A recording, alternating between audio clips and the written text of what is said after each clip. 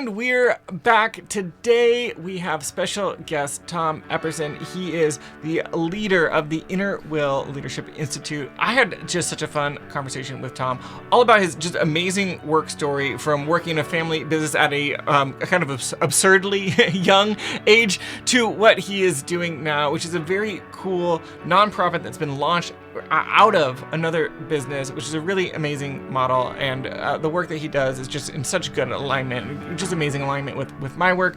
We get to dig into work trauma, a category that I see emerging in my own work, and I'm going to be creating more content about that because I think it's such a significant category.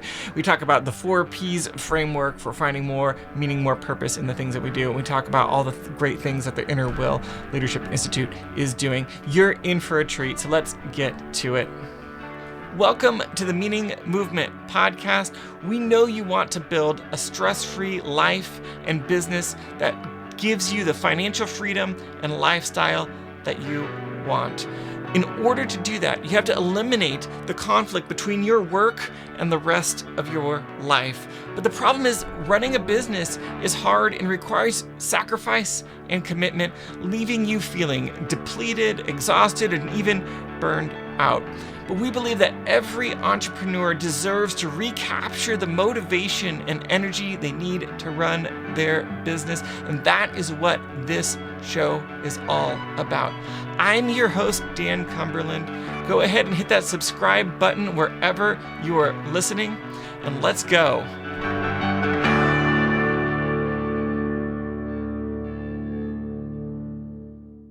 Tom, thank you so much for joining me. I'm so excited to have you on the show. Welcome to the Meaning Movement podcast. Dan, it's fantastic to be here. I really appreciate you taking the time today.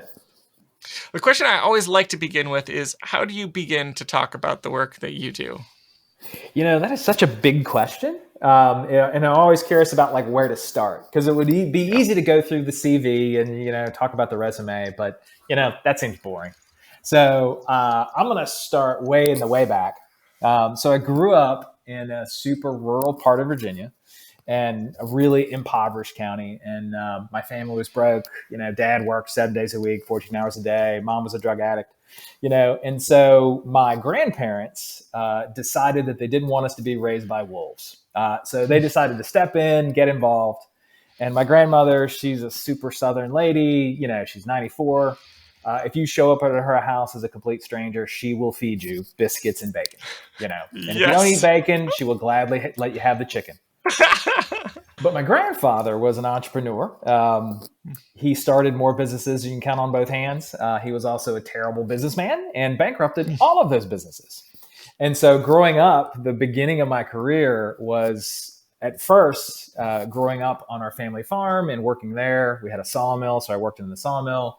We had a heavy equipment repair shop, so I worked there. And then the businesses really began to change. And so by the time I was 10 years old, I was really tired of working for free, as you do in any kind of family enterprise. So I asked my grandfather for a job, was the first one to do so in my family. And he got this glint in his eye that now I understand as a parent myself, but I didn't understand at the time. And so he gave me my first job, working 50 hours a week, making $1 an hour. Wow. So you talk about profit being a part of your 4 Ps model. And so I have to say, when you grow up poor and you got $50 a week, you feel like you're rich. I had a better TV than my parents had. Like, that was probably the wealthiest I've ever felt in my whole life. I love that. And so, I grew up turning wrenches. And then when our shop burned down, we still blame my grandmother. We think she did it. We got into this construction business because the sawmill had gone bankrupt. And in the construction business, I learned how to do all kinds of things like floating concrete and installing drywall. And then we started an electrical contracting business. So I learned how to be a commercial electrician at 11 years old. So there's still some schools in downtown Richmond that I helped wire. Wow. Which is terrible. It's absolutely terrible. I don't know how anything passed code. And then by the time I was about 11 or 12 years old, my grandfather decided that I was old enough to be a supervisor. And so he gave me my first work crew, which was, one of them was the town drunk who would sort of show up Monday half lit, work till about Thursday, go home half lit. And then the other guy later shot his wife and his wife's boyfriend. And they were my crew. Wow. Like two grown men working for me. So that was really my introduction into the world of work. And it's had a huge impact on me, even to this day. So after that, along the way, by the time I was in 8th grade, I was getting in fights every day. And these weren't like the heroic fights that you see on TV, but I was getting the worst end of it. And so I started looking for ways to not get into fights and, tried all kinds of things. And one of the things that really worked was like starting to tutor kids, so I'd go home with them and they'd have like family dinners and they'd have like really stable parents and all that kind of stuff. And so I said, maybe there's something to this. I kind of like it. Fast forward to when I'm in college, I kind of make 2 fateful decisions. One decision was I became a percussion instructor. So I started teaching people how to play drums and kids how to play drums and things, which was fantastic. But at the same time, I decided that I didn't want to be a doctor. I wanted to be a writer. And so I devoted myself to making a career as a fiction writer. So fast forward, I graduate from college. I've got an English degree. I'm not terribly qualified to do anything. There's no money in teaching people how to play instruments. And so I said, well, what can I do with this? I've got a little bit of experience teaching people and I want to be a writer. So what job will allow me to chase my passion of writing? So I'm like, I don't know. I'll become a temp. And so I started out as a temp and then wound up working in HR for a hazardous waste remediation firm. So the kind of company that cleans up Superfund sites. Yeah. And completely clueless, young and dumb, and would do whatever I was asked. And I was asked to do a lot of heinous things. And then ended up in a new role, still in HR, but this one was HR and safety. And, that company I have now been with in some way, shape, or form for 23 years, which was not my plan. I thought I was going to be there a year or two and then bail. And then something about this company kept sucking me back in. And so I've been in HR and I've been in leadership. And currently I am the president of a nonprofit called Inner Will, which is a 501c3. Basically what we do is we're a part of the larger company's philanthropy. So we're part of a family-held 100-year-old business.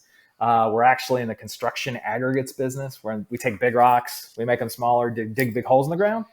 And part of the company's philanthropy is all about making a difference in the world. And so Inner Will exists to help develop better people, braver leaders, and a wiser world through the practice of something called values-based leadership. And so my team and I, basically, our job is to go out and do culture work, do executive coaching, do training, do strategic planning, really help organizations get more aligned. If it's a family-held business, sometimes we work with the family, sometimes we work with the business, sometimes we work with both.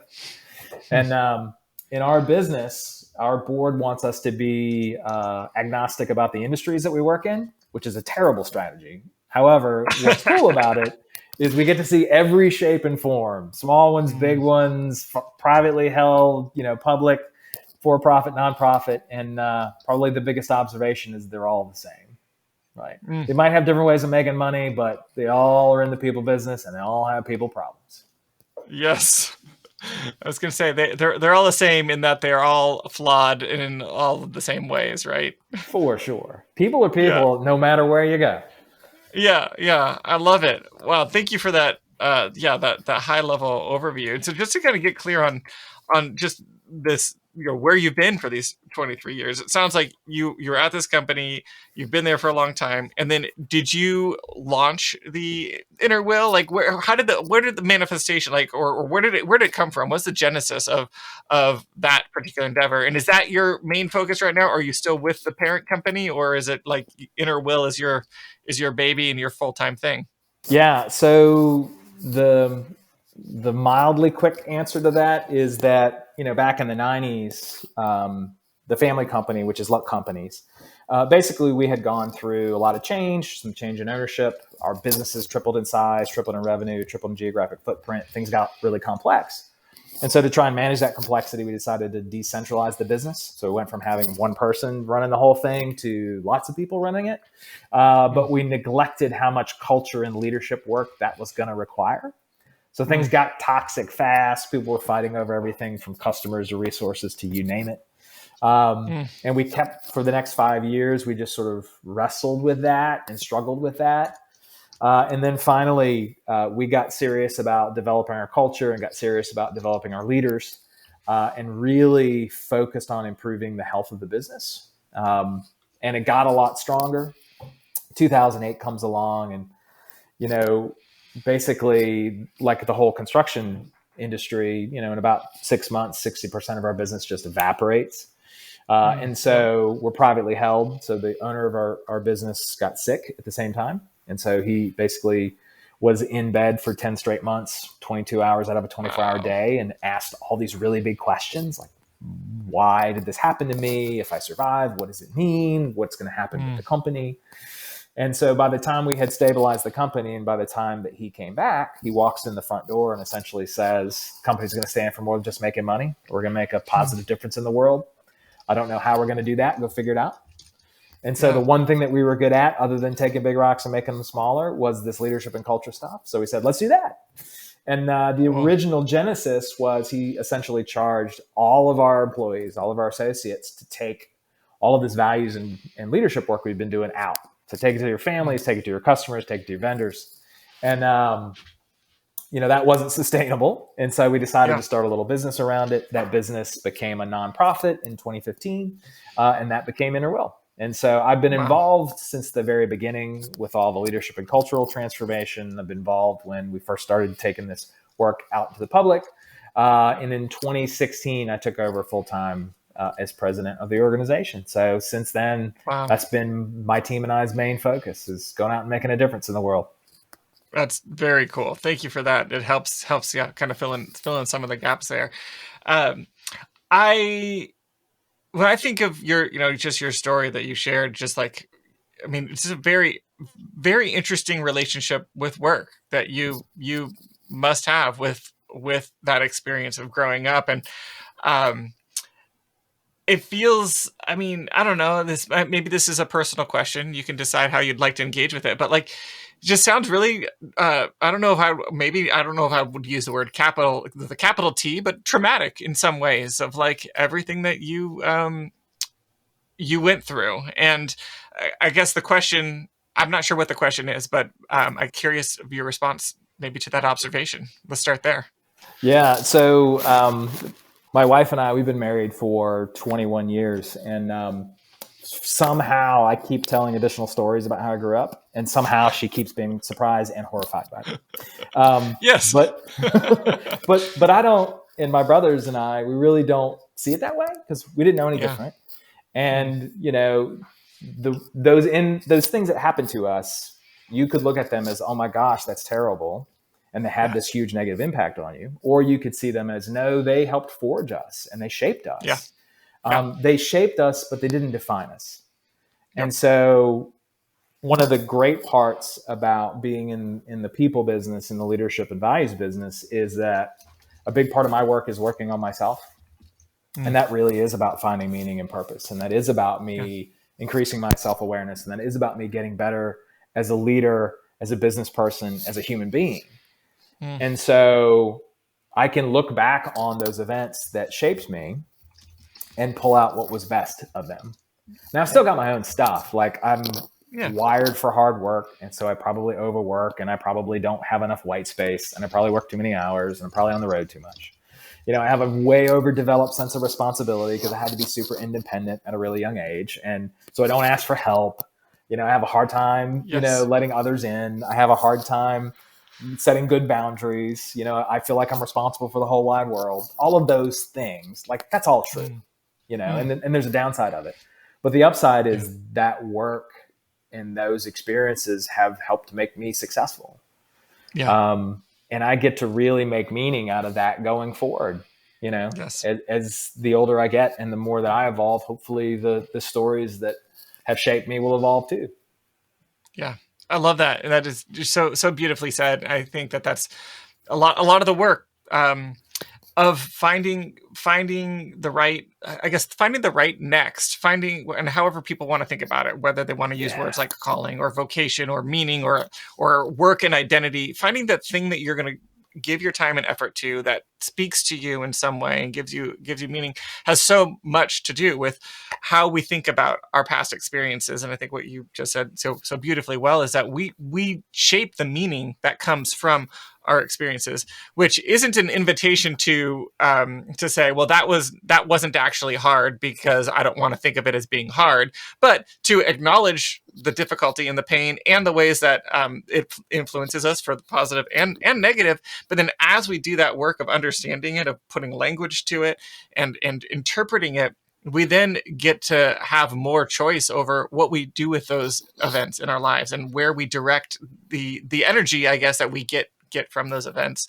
And so just thank you for that response, because it just feels so right in line with how I think about this realm and the work that I do with people. One of the first exercises we often do is I'll have people just do a little like a life map where they think about these highs and lows in their lives. And there's often these events that are like both highs and lows. And then the question is, so what do you do with the fact that like, yeah, that was traumatic, capital T or lowercase t, however you want to talk about it. And also like really fun, to be wiring a building at, at 13 years old, or like whatever it might be. Like, so it's often, as is the case in life, it's often both, both are true, both good and bad coexist all the time. Yeah. I mean, it's such a great point, Dan, like I, in my role, I get to meet so many different kinds of people and I get to hear so many different kinds of stories. And I rarely, if ever, meet anybody who hasn't been knocked down, and I really do believe the difference between successful and unsuccessful folks is we all get knocked down, right? Life punches us right in the mouth, and we can either lay there and hope someone's going to save us or feel like a victim, or just cover our head and hope that we don't get hit again, or we get back up. And I really feel like the people who are most successful are the ones who can get back up more often. Now there's a lot of environments that, in privilege that many of us have that others don't. And sometimes getting back up is a lot harder, depending on your circumstances and who you are and where you've come from and what culture you're in, but I really do believe that my job and your job is to help those folks who have been knocked down to get back up. Like we can reach out. And that's absolutely part of our calling. Yes, I'm so well said. And I'd say even like the beauty of conversations like this too is that for those people that have been knocked down and may not be able to get back up, to like give an example of like that there is a reason to get back up, right? Like it's not being able to get back up, not having that resilience muscle is because you've been knocked down so many times that like there is no hope, right? Like you don't see the reason to even bother getting back up. And so again, I think just sharing your story and sharing some of how you're interpreting and what you're doing with this, with your experience, is an example of how that can be done for other people. So thank you for that. That's what I really like about your work, in that that fuel that we need to keep going, that fuel that we need to be resilient, that fuel that allows us to be gritty, that fuel that allows us to take hits or make mistakes or take risks and fail and then keep going, is that sense of meaning and purpose. Yeah. And if we don't have that, we're going to be so much more fragile, and so much more easily knocked off our course when things don't go well, because they're not going to always go well. Yes. So well said. We'll get right back to our conversation, but I wanted to give a quick shout out to our sponsor. This episode in this season of the podcast is brought to you by 923.co, a web and mobile app development team that I have been working directly with for more than a year, building VideoSnap. VideoSnap.io, if you don't know, is the software that I built to repurpose long-form speech-based content, like this podcast, into short-form, viral-ready videos. Think TikTok, YouTube Shorts, Reels, etc. If you're making content and you want to be found in the algorithms, you should be using VideoSnap. I've been building directly with 923, and they are a phenomenal team with a strong track record of building high-quality apps. They've built more than 50 apps. Those apps have gone on to do more than $1 billion for their clients, which is incredible. I'm also now contributing to their team in a product strategy role, which means if you have a dream that you want to realize with software. Not only should you talk to 923 because they are so good at software, but I could help you directly build that with them. Go to 923.co, all spelled out, 9networtree.co, and find out more. Thanks so much. Now back to the show. Well, I know we've mentioned before, like I use this framework of the people, the product, the process, the profit, the 4 Ps as I call them.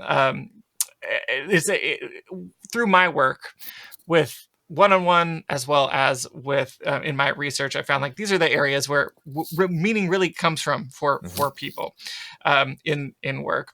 And I'm curious for you. Well, one, I'm just curious, just as a professional who's working with some of these kinds of ideas, just to get your thoughts on that framework.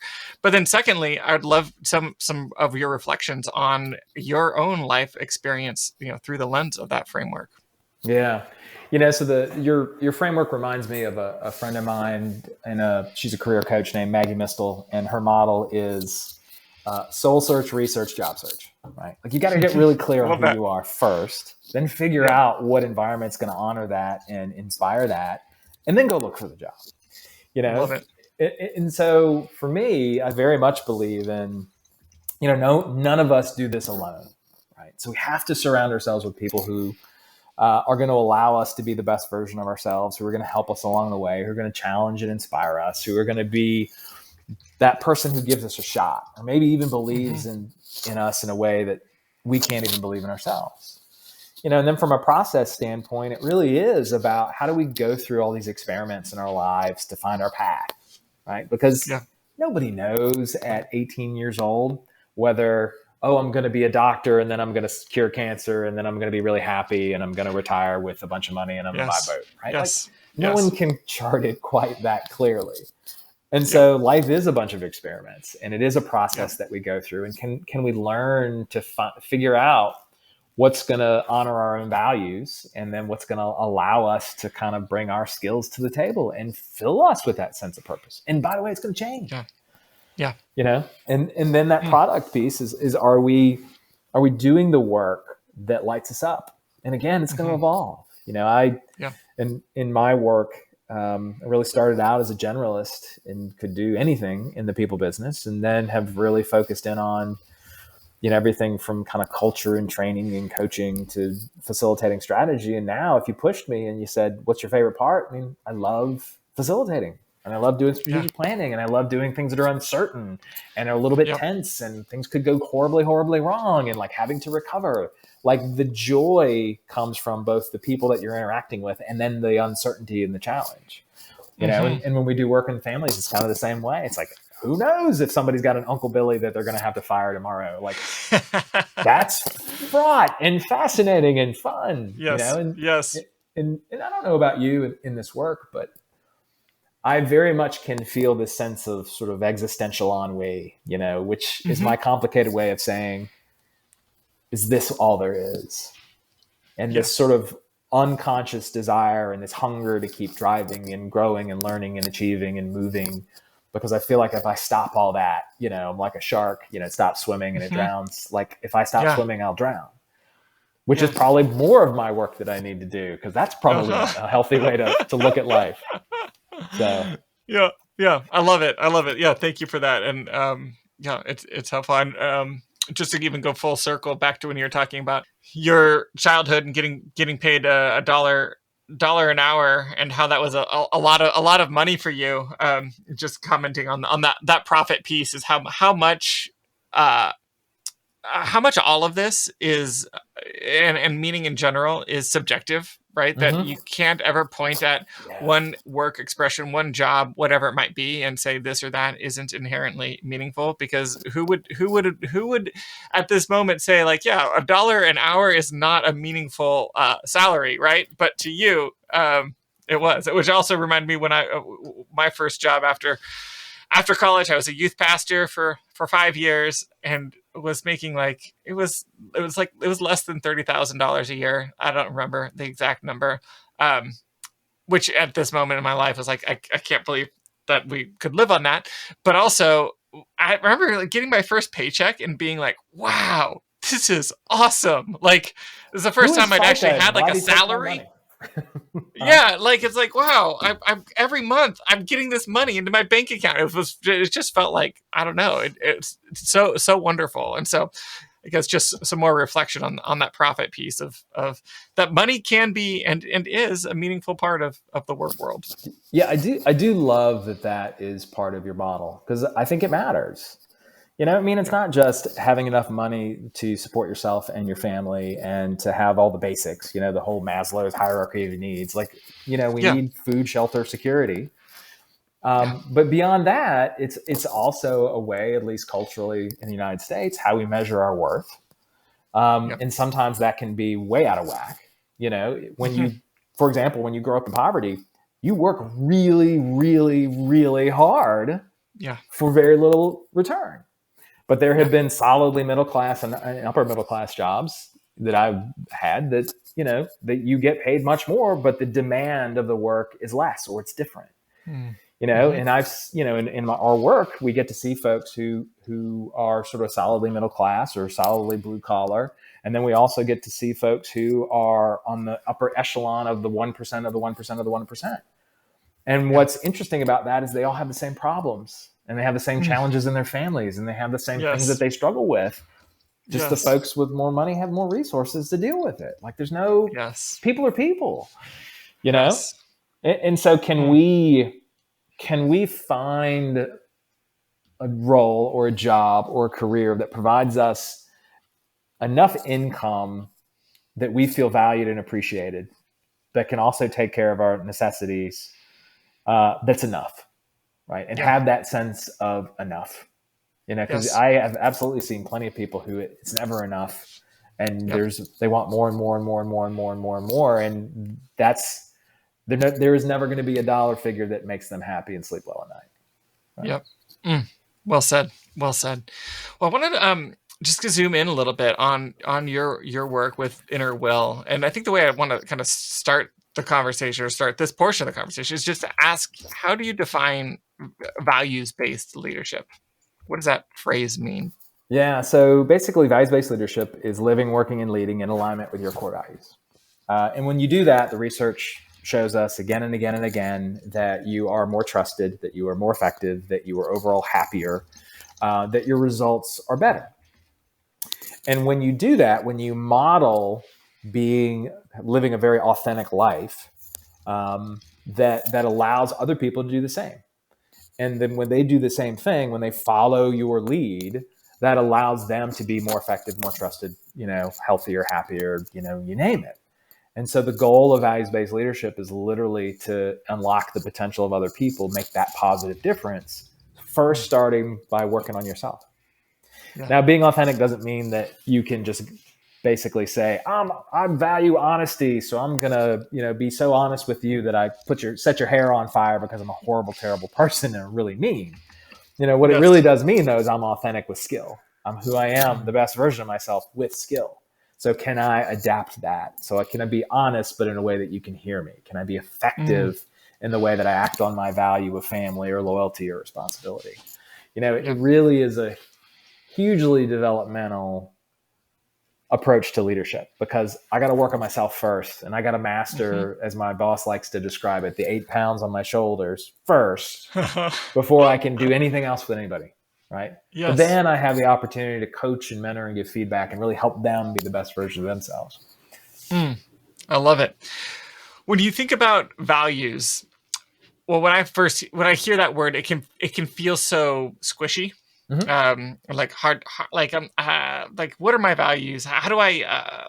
These are the questions I want to get you to speak to. But this is what runs through my head. Like I know my values are press. I could write some things down or but like they're not like right there. Mm-hmm. And I'm curious how you help people, give language to those or establish those, or even like decide what are their values versus what are not. How much of, and maybe this is another part of the, I'm asking you too many questions at once, but I'm curious how much of values is an active choice and how much is like everyone has values and you just have to put words to them. Yeah. Yeah. Super great questions. So I'll start with, to your point, Most people can't really necessarily articulate what their values are. They can very easily articulate what they should be or ought to be. So they're busy shooting Yeah. themselves, like Yes. you, Yes. Yes. if you started your career as a pastor, there were probably lots of scripts in your head about this is what I should do and what I should believe and should value, Oh, as absolutely. opposed to maybe what you really value. And so Mm-hmm. the way that we help people really understand what they value is, first of all, where do you spend your time? Where do you spend your money? Where do you spend your energy?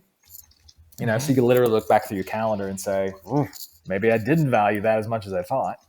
But the strongest indicator of what you actually value are your deep emotional responses. Mm. So the things that make you the happiest or the saddest or the angriest or push your buttons, Yeah. chances are there's a core value that lies at the heart of that.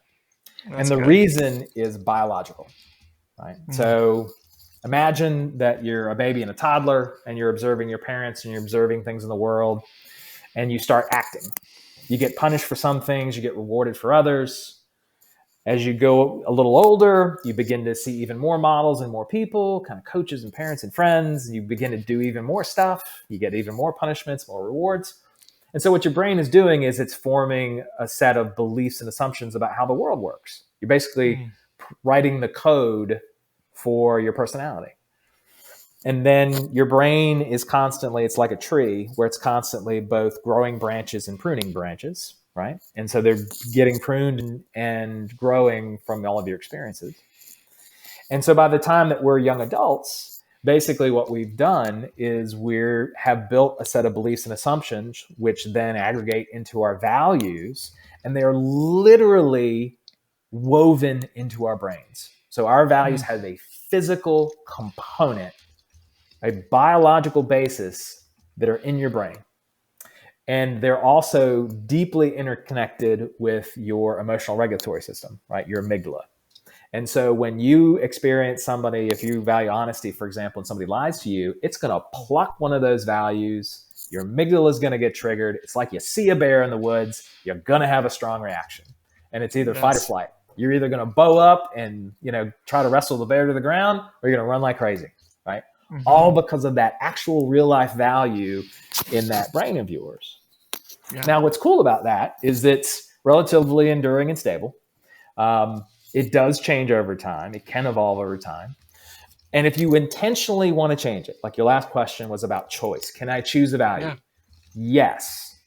But you're going to have to act on that value again and again and again and again and again and again and again, because you've got to change the physical component of your brain as well as the sort of mental or psychic or soul component, spirit component of it. Yeah.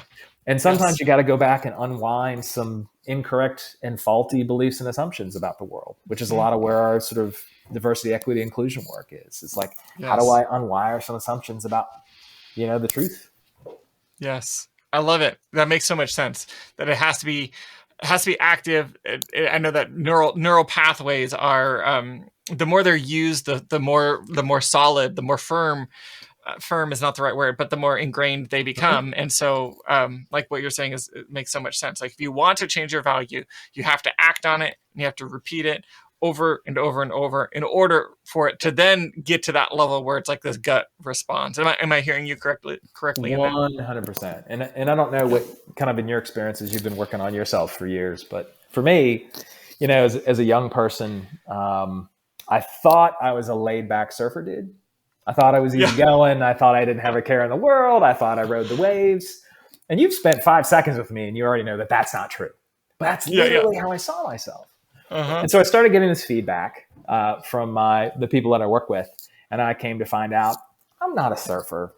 I'm a shark. I've got a thick skin. I never stop swimming. I can be incredibly intense. I can be very task focused. And if you get between me and a job I need to do, I might eat you. Right. Yes. But I can't go through life like that. Like I can't be a great dad. I can't be a great husband. I can't lead and develop people if I'm a shark all the time and people are scared to death that I'm going to eat them and their boat. Yes. And so I've had to learn how to value people, to care about their feelings, how to empathize, how to listen, how to not have to be the smartest person in the room. I had to do a ton of work on all that. But over time, it's absolutely become core to who I am. So I've literally rewired my brain through a lot of repetition and intentional choices to be more effective at it. Now, am I perfect? Heck no. I could get triggered tomorrow and then take somebody's head off. However, that's not my hope and it's not my intent. Yes. I love it. Well, I'm curious just to contrast values-based leadership versus the alternative. Mm-hmm. How do you think about that? Yeah, so my doctorate's in leadership, so I'm a leadership nerd. We have known how to lead effectively for thousands of years, but we just don't seem to learn those lessons, and we love repackaging things. Yes. So the way that the ancient Chinese talked about leadership, the way that the Greeks talked about it, the way the Romans talked about it, throughout the sort of Middle Eastern traditions, like we know how to lead, right? But we make choices that are not effective leadership whatsoever for a lot of reasons. So what's unique about values-based leadership is that it's a type of transformational leadership, and transformational leadership is one of the most widely researched and well understood leadership theories out there, which is crazily effective in almost every setting under a wide variety of conditions. And sort of values-based leadership is a branch of that. And so it's very similar to things like servant leadership or ethical leadership, and comes from that transformational leadership tradition. The big focus there is on self-development, self-awareness, feedback, working on yourself, and then ultimately it's about choice. Yeah. And so, can I make choices that align with my values, that align with the impact I want to have and who I want to be again and again and again and again and again and again and again to ultimately achieve my goals? Yeah, I love it. So well said. I love it. This has been so fun. We're coming up on time here, but I feel like we just speak the same language so much. I feel like we could just go on indefinitely, because I also geek out on this stuff, and I think your work is more in the leadership direction, mine maybe more in the personal, the personal direction, but they have so much overlap between the two. And so just want to say first, thank you for sharing everything that you do, and thank you for the work that you do and making the world a better place. I really believe that leaders change the world, and to make better leaders is to make a better world. So thank you for the work that you're doing, and really appreciate it. It's absolutely my pleasure. What's cool about our work at InterWill in our team is our model is, we get to work with these for-profit companies, which are all fantastic. And then we get to use that money to cover our costs and then do reduced rate or free work with nonprofits. So we get to, in the morning, it might be with a technology company, or it might be with a construction company, or it might be with a family that, is a business. And in the afternoon, we can work with a Goodwill or a YMCA or a school system that otherwise couldn't afford and have access to that kind of work. And so it's a really cool way of basically making a difference. I love it. Well, I really appreciate the work that you're doing. If people want to follow along with you, connect with you, is there anything in particular you'd like to invite people to? Yeah, so really two ways. One way would be through our website, innerwill.org. You can also find us on LinkedIn, and it's INNERWILL, so InnerWill. .org. And then the second way is, we just released our first book, which is also called InnerWill. And you can find it on Amazon, both in paperback and hardback, as well as through Audible. So feel free to reach out to us through any of those channels. We'd love to hear from you. So great. I'll make sure to link up to those in the show notes. Tom, thank you so much. This has just been so much fun. Awesome. Dan, thank you so much. I really appreciate it. And keep on doing the good work that you're doing. Like, helping people discover their sense of meaning and purpose really does make a difference. So thank you. Thank you. I will. Thank you so much for watching and listening. You can find links to everything that we talked about in our show notes at themeaningmovement.com. If you haven't left a rating or review wherever you're watching or listening, please take a moment to do that. On YouTube, you can hit that thumbs up button. On most of the podcast catchers, you can leave some sort of star rating plus a few words, and that is how people find this show. It's particularly helpful on Apple, but you can also do it on Spotify, Amazon, and a bunch of other podcast catchers. Our music is by Tom Roram. Our artwork is by Eleazar Ruiz. We'll be back with you shortly. Thanks so much.